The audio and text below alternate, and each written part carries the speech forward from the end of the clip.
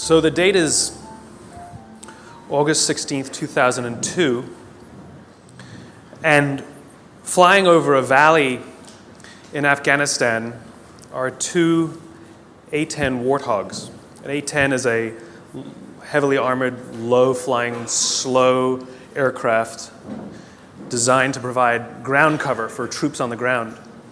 And on this night, it's a very, very cloudy night. The storm's in the area. And these two planes hanging up above, just waiting in case anybody down below needs help. Up there, it's gorgeous. The moon is bright. There's thousands of stars in the sky. The clouds look like the snow had just fallen. Down below in the valley, however, there were 22 Special Operations Forces troops trying to make their way through the country, and they could feel that something was wrong. They felt uneasy. One of the pilots up above, call sign Johnny Bravo, and yes, he stands like this. He could feel their unease listening to them over the radio, so he decides he was going to go down below the cloud and just have a look. He tells his wingman, hang out up here, I'll go see what there is. And he points his plane down into the clouds. And as he's going through the clouds, the call comes over the radio. Troops in contact. Troops in contact is what they say when they come under effective fire. It means they're in trouble. So now Johnny Bravo points his plane straight down. The plane's getting thrashed about in the turbulence. And when he comes out below the clouds, he's less than 1,000 feet off the ground, and he's flying in a valley, cliffs on both sides. Now, this is only 2002, and the planes were not yet equipped with ground-hugging radar, and worse, they were using old Russian maps. That's all they had at the time. And the sight that greets him is something like he's never seen before, not in training and not in the movies. He sees tracer fire coming from all sides of the valley, pointed right in the middle where the American forces are. And so he picks a point and starts to lay down suppressing fire. And he's flying, and he's in danger of hitting the cliff, of course. He knows his speed, he knows his distance from the map, and he literally counts out loud while he lays down the suppressing fire. 1, 1,000, 2, 1,000, 3, 1,000, 4, 1,000, 5, 1,000. Pulls hard on the stick, pulls back up into the cloud, comes down around again. 1, 1,000, 2, 1,000, 3, 1,000, 4, 1,000. Good hits, it says over his radio. And again, he comes around. 1, 1,000, 2, 1,000, 3, 1,000, 4, 1,000, 5, 1,000. He runs out of ammunition. Fuel is fine. Flies back up to the top of the cloud, tells his wingman, you need to get down there. His wingman isn't sure about the conditions, so the two of them fly back down together.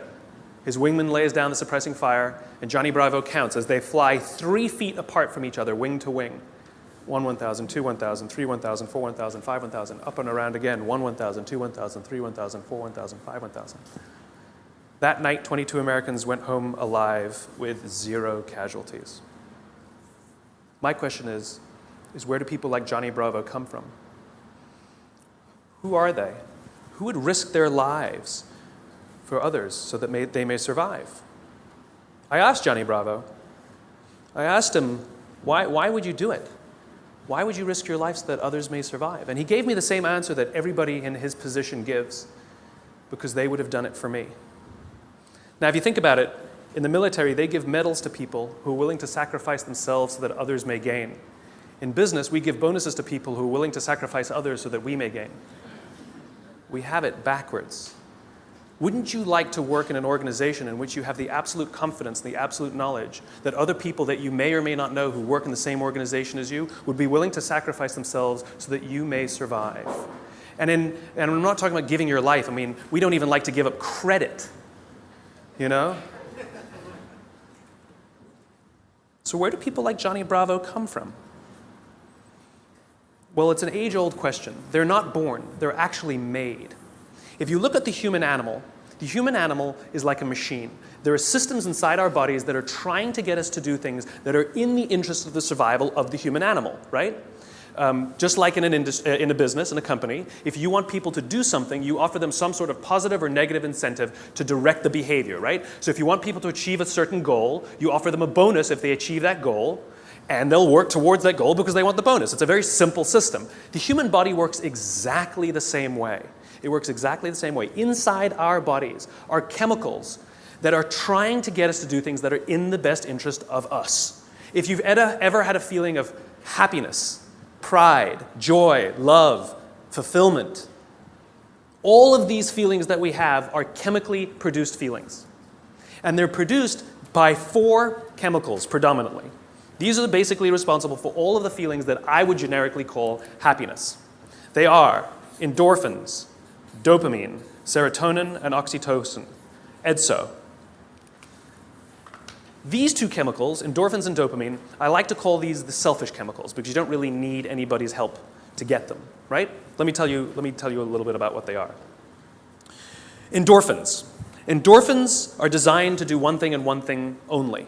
Mask physical pain. That's it.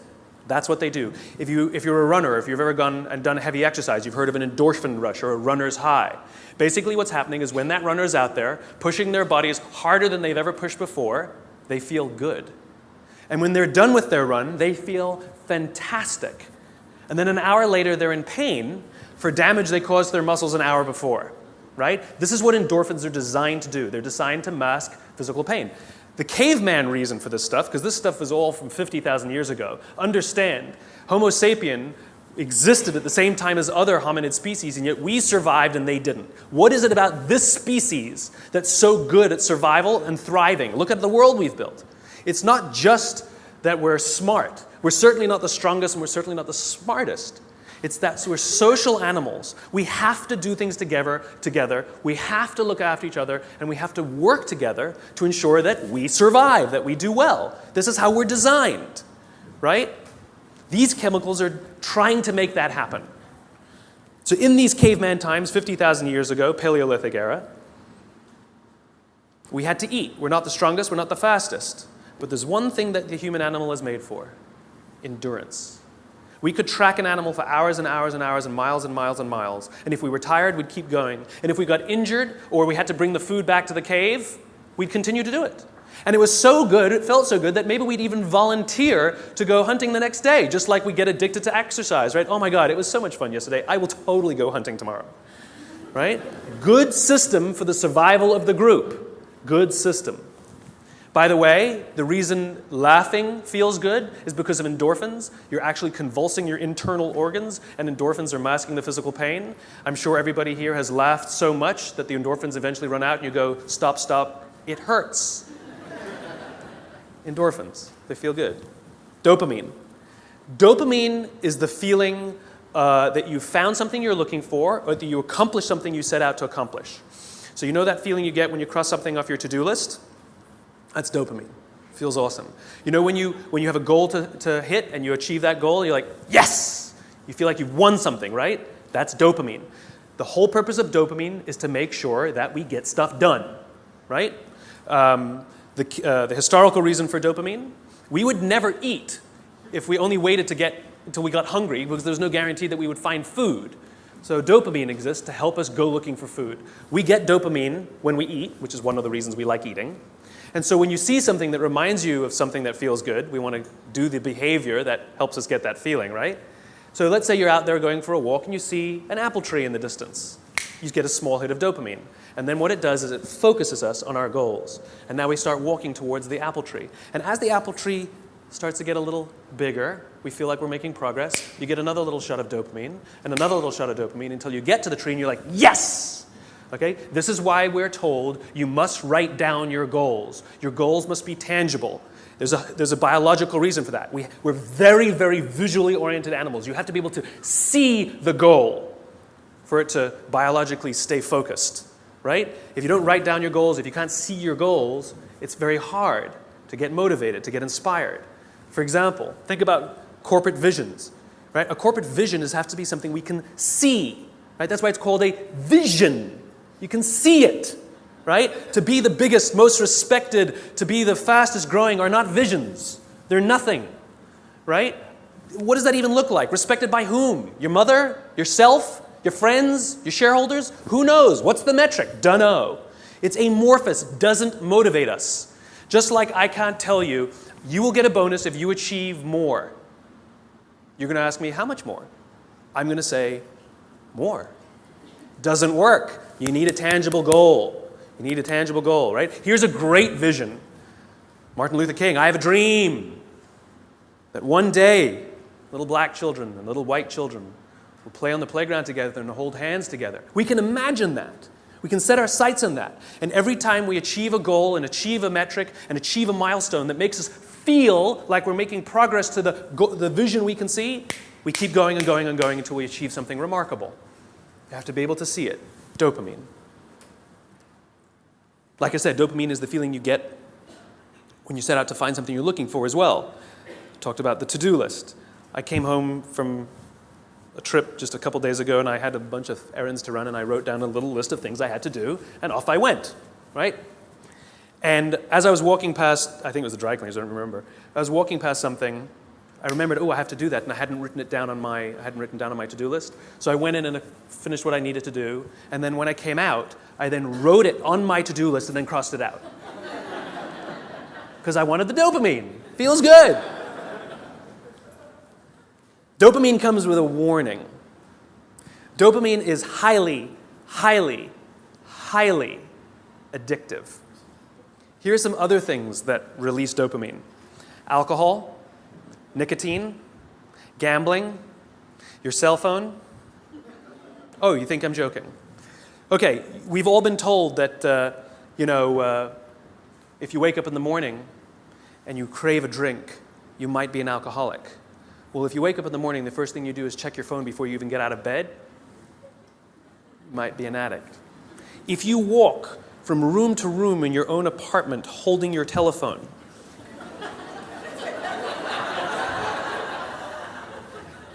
you might be an addict. When you're driving in your car and you get a text and your phone goes beep, we hate email, true. We love the beep, the buzz, the ding, oh. Right? You'll be there in 10 minutes, and yet you have to look at it right now. You might be an addict. And even if you read it and it says, are you free for dinner next Thursday, and you have to reply immediately, you can't wait the 10 minutes, you might be an addict. And for all you Gen Ys out there who like to think that you're better at multitasking because you grew up with the technology, then why do you keep crashing your cars when you're texting? You're not better at multitasking, you're better at getting distracted. In fact, if you look at the statistics, ADD and ADHD have, diagnoses of ADD and ADHD have risen 66% in the past 10 years. Okay, ADD and ADHD is a frontal lobe disorder, right? Are you telling me out of nowhere 66% of our youth has a frontal lobe problem? Where did that come from? No, it's a misdiagnosis, right? What are the symptoms of a dopamine addiction to technology? Distractibility, inability to get things done, easily distracted, shortness of attention. It's all the same thing, so we misdiagnose things. It's the addictive quality of dopamine. We can also get addicted to performance in our companies when all they do is give us numbers to hit, numbers to hit, numbers to hit, and a bonus you get, and a bonus you get, and a bonus you get. All they're doing is feeding us with dopamine, and we can't help ourselves. All we do is want more, more, more. It's no surprise that the banks destroyed the economy, because one of the things we know about dopamine addict is they will do anything to get another hit, sometimes at the sacrifice of their own resources and their relationships. Ask any alcoholic, gambling addict, or drug addict. Ask them how their relationships are doing and if they've squandered any of their resources. It's an addiction. Dopamine is dangerous if it is unbalanced. It is hugely helpful when in a comfortable and balanced system, but when unbalanced, it's dangerous and it's destructive. You don't need anybody's help to get these. Go for a run, achieve your goals, you'll get dopamine. You'll get endorphins. But you won't have any feeling of fulfillment or love or trust. That's where these come in. These are attempting to manage these. This is what makes our society great. This is where people like Johnny Bravo come from. It's because of these two chemicals that leaders really fulfill their great responsibility. Outside in the world is danger at all times for various reasons. In caveman times, that danger may have been, a saber-toothed tiger. It may have been the weather. It may have been a lack of resources. It may have been, who knows, any number of things. Things that with no conscience are trying to kill you. They want to end your life. And so how do we survive? We work together. And together, we come together in our groups, in our companies, in our tribes, to feel like we belong, to be around people who believe what we believe, so that we may feel safe. When we're surrounded by people who have our best interests in mind and we feel safe, we will organize ourselves and cooperate to face the dangers externally. Don't forget, the outside dangers are a constant. In a modern world, the outside dangers may be your competition that's trying to put you out of business, or at least steal your business. It might be the ebbs and flows of the economy. It might be terrorism. All of these unknowns, all trying to put you out of business, take away your job, take away your livelihood, end it for you. Nothing personal. It's a constant. Inside our organizations, the dangers we face are not a constant. They are a variable. And they are the decisions of leadership as to how safe they make us feel when we go to work. This is the job of leaders. Aesop said it better than I can. There's an Aesop fable about 4 oxen that stand tail to tail. And whenever the lion tries to eat them, no matter what angle from which he attacks, he will always be met with horns. However, due to infighting and disagreements, they separate and they go and graze in different parts of the field. And one by one, the lion picks them off and kills them all. When we stand together, we can more easily face the dangers outside. When we break up inside our companies, if our leaders don't allow us a space to feel safe inside our own companies, to feel like we belong, then we're forced to exert our own energy to protect ourselves from each other. And, by the way, expose ourselves to greater danger from the outside.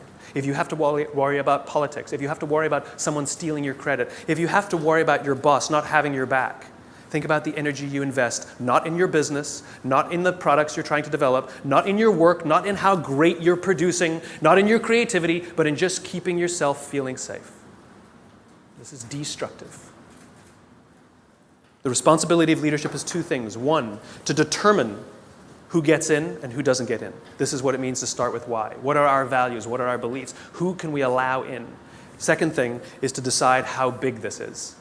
How big do we make the circle of safety? How big do we make the circle of belonging? Do we keep it around just our C-level executives and call it an inner circle and allow others to try and fend for themselves and maybe try and get into our inner circle?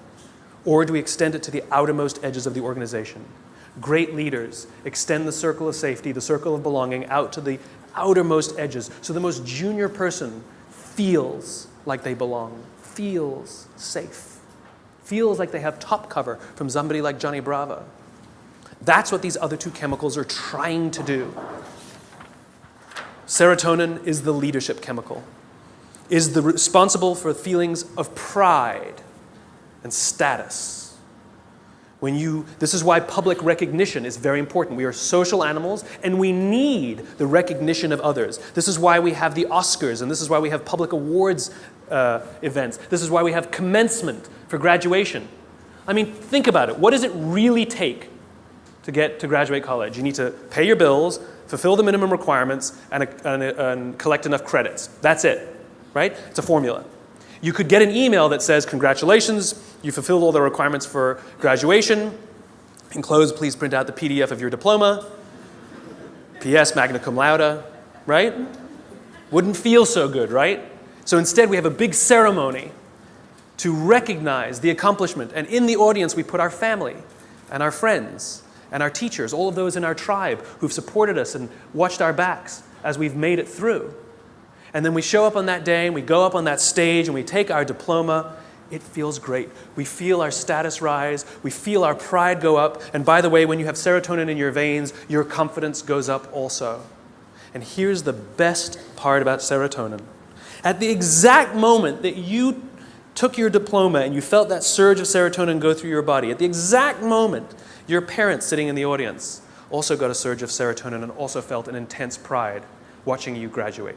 And this is what serotonin is trying to do. It is trying to reinforce the relationship between parent and child, boss and employee, coach and player, the caregiver and the one who is grateful for the support they are given.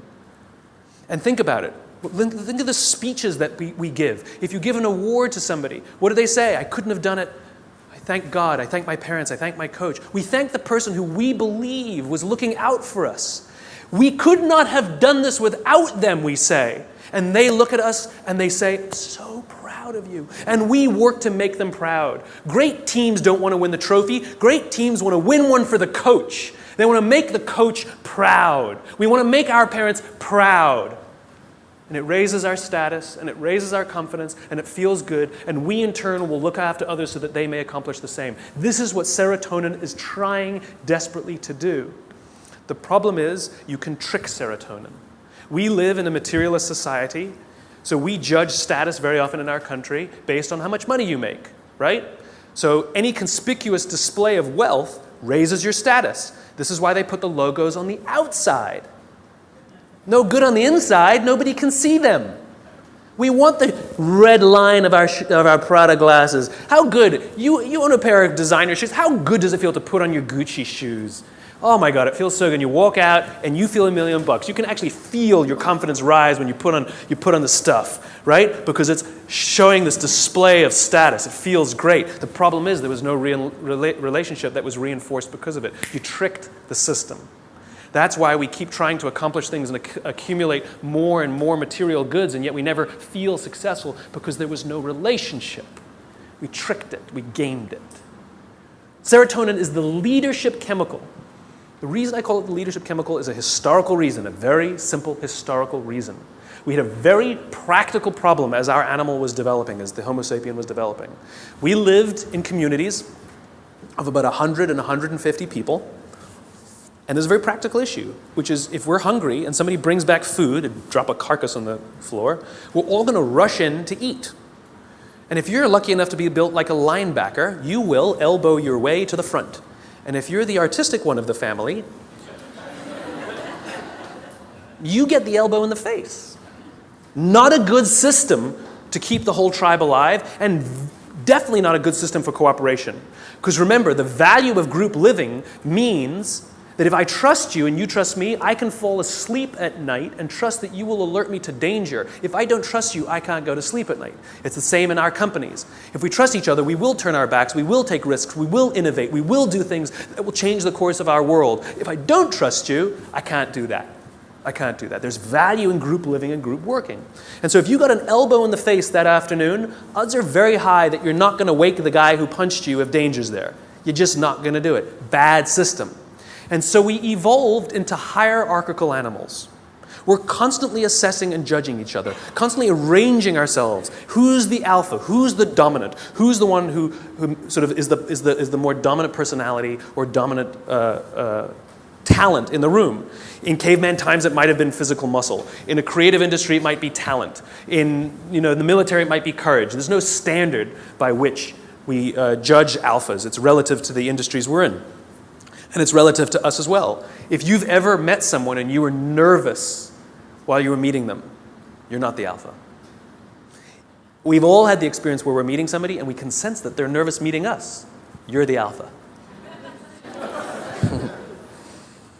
So we're constantly judging and assessing each other who's alpha, right? And what we do is when we assess that someone else is the alpha, we voluntarily take a step back and allow them to eat first. Alphas get first choice of meat and first choice of mate. Good system. Good system. The alpha gets to eat first. The rest of us may not get the best cut of meat, but we will get to eat eventually, and we won't get an elbow in the face. Good system. We'll happily alert them to danger later. Good system. This is why we're constantly trying to raise our status, is because there are benefits to being the alpha. People will do things for us and step back and offer us favors, right? We to this day, we're perfectly comfortable giving special treatment to our alphas. No one has a problem that your boss makes more money than you. You might think he's an ass, but you don't have a problem that he makes more money. Nobody has a problem that somebody who outranks us at work has a bigger office than us. Doesn't offend us. It is deeply ingrained in us. We happily step aside and allow our alphas first choice of meat and first choice of mate. It's good to be the king. There are advantages that come with being the alpha. You get special treatment. You get to eat first. People show you love and respect. It boosts the serotonin. You walk around like this. It boosts your confidence. It's awesome. But it comes at a cost. You see, the group is not stupid. We're not giving all of that stuff away for free. Leadership, alpha, comes at a cost. You see, we expect that when danger threatens us from the outside. That the person who's actually stronger, the person who's better fed, and the person who is actually teeming with serotonin and actually has higher confidence than the rest of us, we expect them to run towards the danger to protect us. This is what it means to be a leader. The cost of leadership is self-interest. If you're not willing to give up your perks when it matters, then you probably shouldn't get promoted. You might be an authority, but you will not be a leader. Leadership comes at a cost. You don't get to do less work when you get more senior. You have to do more work. And the more work you have to do is put yourself at risk to look after others. That is the anthropological definition of what a leader is. This is why we're so offended by these banker boys who pay themselves astronomical salaries. It has nothing to do with the number. It has to do with the fact that they have violated a deep-seated social contract. We know that they made all of that money and allowed their people to be sacrificed. In fact, they may have sacrificed their people for the money. If I told you we're going to give $150 million to Nelson Mandela, would anyone have a problem with that? Nope. $250 million to Mother Teresa. Got an issue with it? Nope. It's not the number. It's not the amount of money they make. It's that we are deeply and viscerally offended that we know that we allowed them to have this alpha position and they did not fulfill their responsibility of the alpha. They're supposed to sacrifice themselves for us. Never sacrifice us for themselves. This is why we're angry and offended and don't trust them. They fail.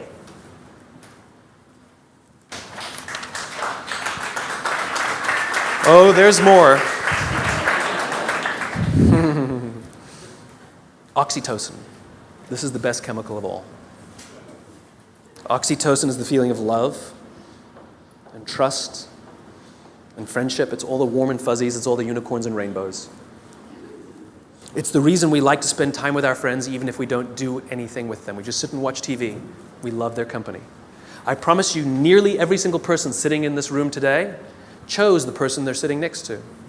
You're not sitting next to a stranger. You're sitting next to somebody you met, came with, or kind of know a little bit. Why? Because it makes you feel safer, doesn't it? If you got up and went and sat next to strangers, it wouldn't feel so good. That's the feeling of oxytocin. Oxytocin is that intense feeling of safety that someone's got your back. There are multiple ways you can get oxytocin. One way to get it is physical contact. Hugging feels wonderful, right? When women give birth to children, huge surge of oxytocin in their body. This is what's responsible for the mother-parent, the mother-child bond, right? It's all that oxytocin in the system. This is why shaking hands matters. Imagine you're doing a deal with someone and you're ready to sign the contract and you say, I'm so excited to do business with you. And they go, I don't need to shake, let's sign the contract, I'm also excited to do business with you. And you go, great, well let's shake on it then. They go, no, I agree to all the terms, let's get this deal done, I can't wait to work with you. You might get everything you want in the contract, but business, relationships are not rational. They're about feeling safe, they're about feeling we belong, it's human.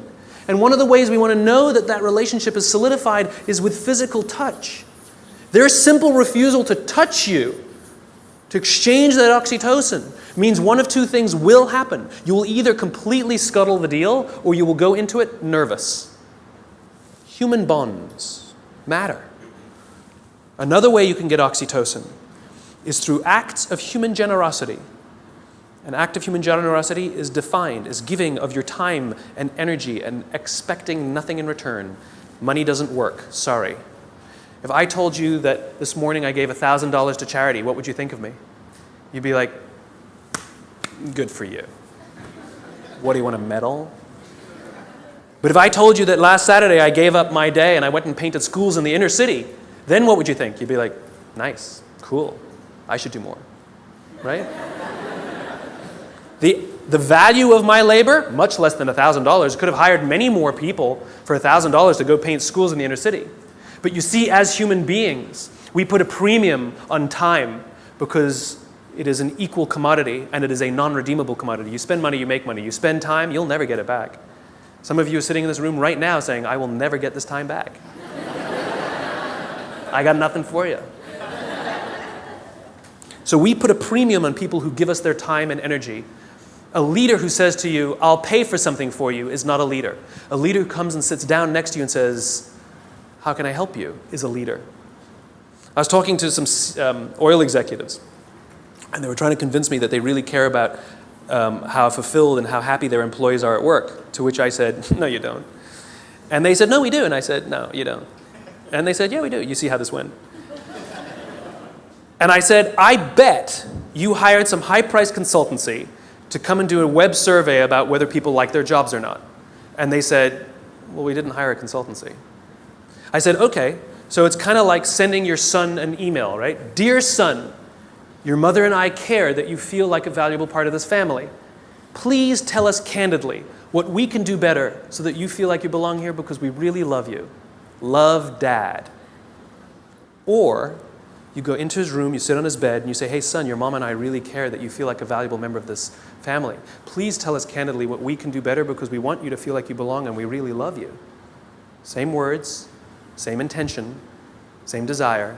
The difference is one you gave time and energy and the other one you didn't. This is the problem with email. It's too easy.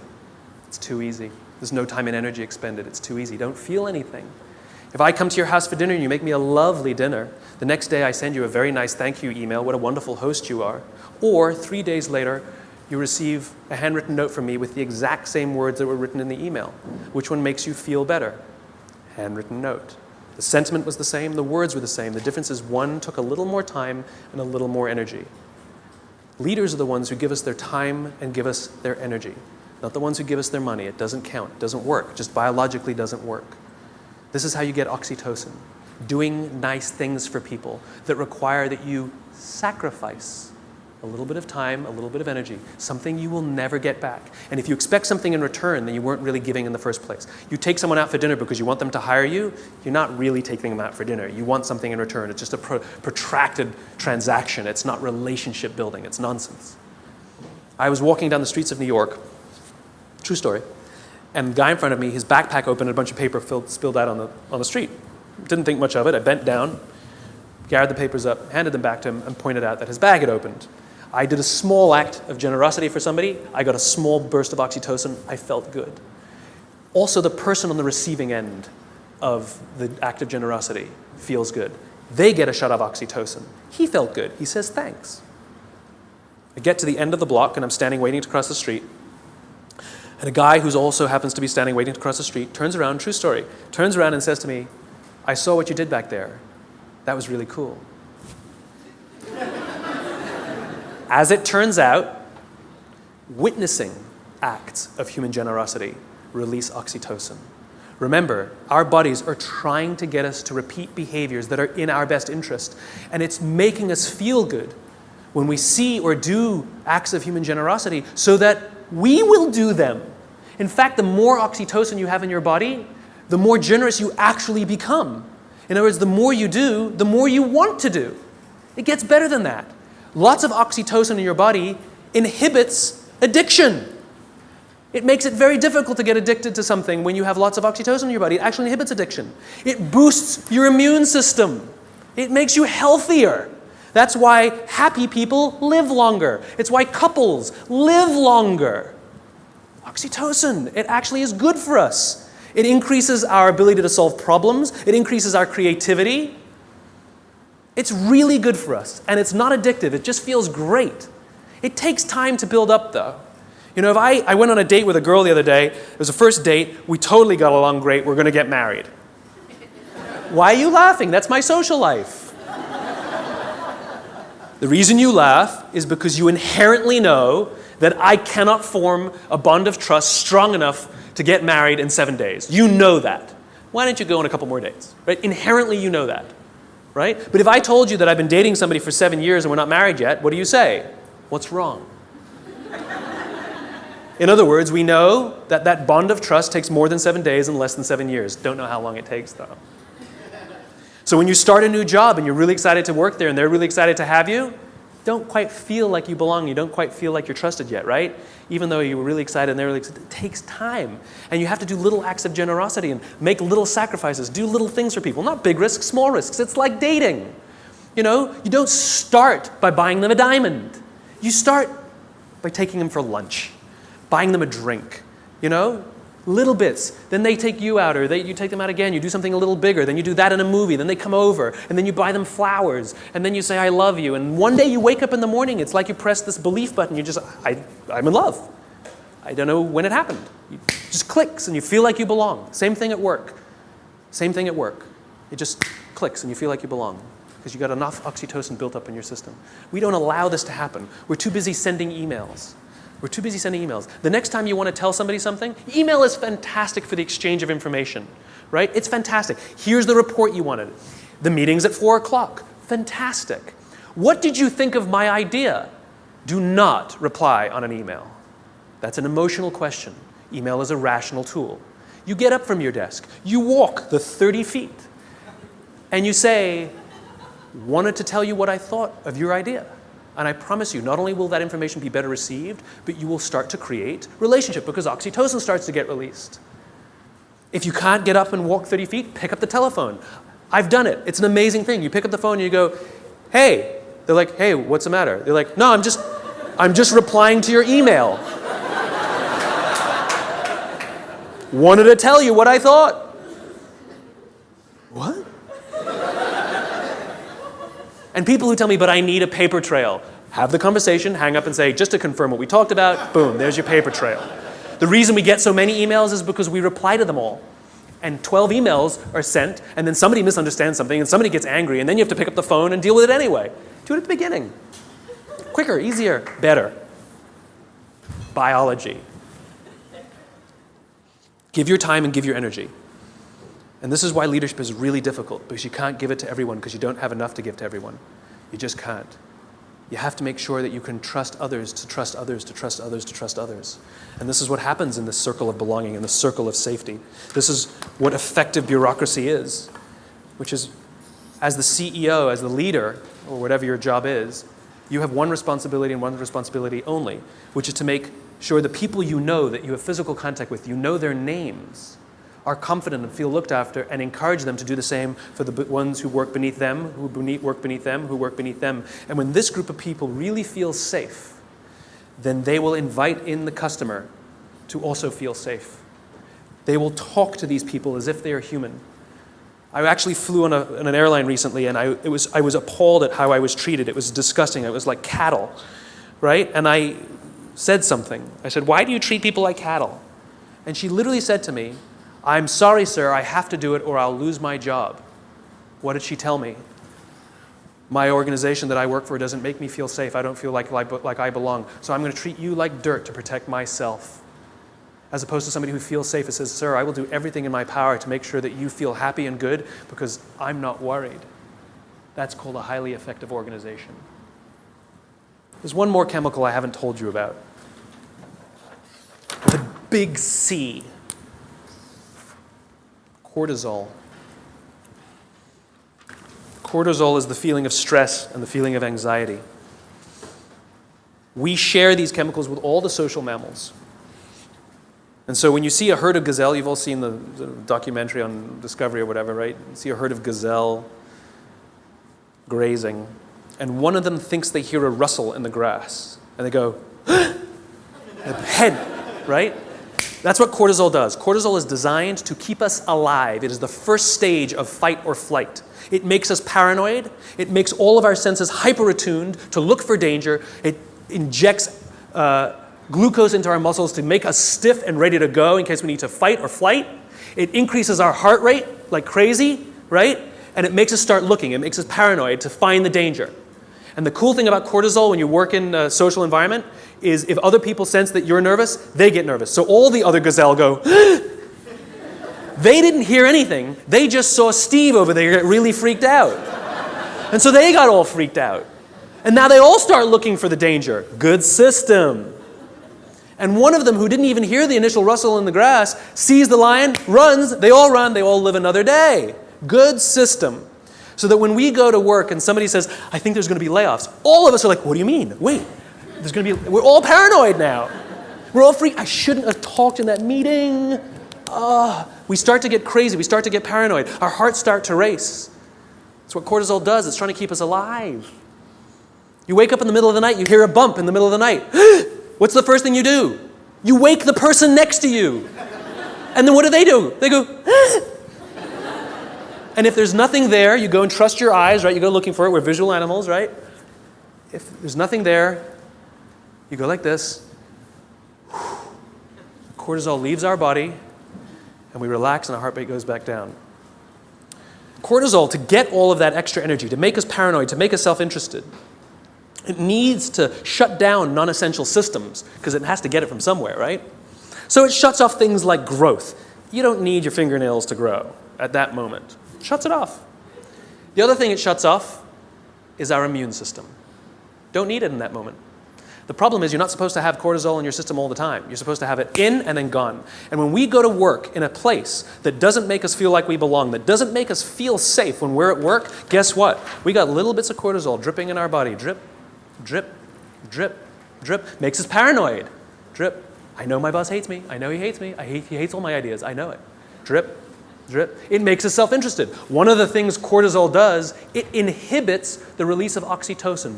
Biologically, if you work in a high-stress environment where you don't feel safe, you are biologically less empathetic and less generous. We don't care about each other because we're too busy trying to protect ourselves. Drip, drip, drip. Our immune systems are now compromised. Drip, drip, drip. We live in a country with some of the best medical education in the world, some of the best medical systems in the world, some of the best doctors in the world, some of the best hospitals in the world, some of the best medicines in the world. Please explain to me why diabetes is on the rise, heart disease is on the rise, some cancers are on the rise. It ain't partially hydrogenated oils. Our jobs are killing us. And the people who are responsible are the leaders. And we also know that parents who come home stressed out, their kids learn that this is what work is. That work is something that makes you short-tempered and unhappy. And so they expect it as they grow older. Worse, we know that parents who come home upset and angry, it has such a negative impact on their children that there's some studies that show that they might actually become bullies because of their unhappy parents who hate their jobs and have excessive amounts of stress. Our companies are literally killing us. So what are you going to do about it? What are you going to do about it? Leadership is not a rank. Leadership is not a position. Leadership is a decision. Leadership is a choice. It has nothing to do with your position in the organization. If you decide to look after the person to the left of you and look after the person to the right of you, you have become a leader. You've seen the movie 300, right? The Spartans, the greatest fighting force of all time. You want to know one of the things that made the Spartans great? Wasn't their muscles, wasn't their spears. It was their shields. They stood shield to shield, and the phalanx was strong because those shields were big. And they were told when they were young children, you either bring your shield home or you come home on your shield. The punishment for losing your shield was tremendous in battle. Because if you lost your shield, that means you cannot protect the person to the left of you and the person to the right of you, and you have destroyed the phalanx. It's the shield that matters, not the spear. Not the spear. It's your willingness to sacrifice yourself, not your life, maybe your credit, maybe your little time, maybe a little energy, maybe your time, maybe getting up from your desk and talking to somebody for 30 minutes instead of sending a 3-minute email. It's your willingness to sacrifice for someone, to hold that shield up so that they feel safe, that makes you a leader. And you want to know how you beat a dopamine addiction? If you're worried that you're addicted to performance and all those dopamine things, Alcoholics Anonymous has been highly effective for decades, 80-something years. We all know the first step of the 12 steps. We joke about it, right? Admit you have a problem. Do you know the 12th step? Don't say, it's supposed to be anonymous. I'll tell you what the 12th step is. Alcoholics Anonymous knows that if you master all 11 steps, but not the 12th, you will drink again. If you master the 12th step, you will beat the disease. What's the 12th step? The 12th step is the commitment to help another alcoholic. Service. Service to another. Oxytocin wins. Serotonin wins. The more we look after each other, the safer we feel, the more we feel like we belong, and the more we will work together to confront the dangers outside. Do this for others, and others will become Johnny Bravo. Thanks very much.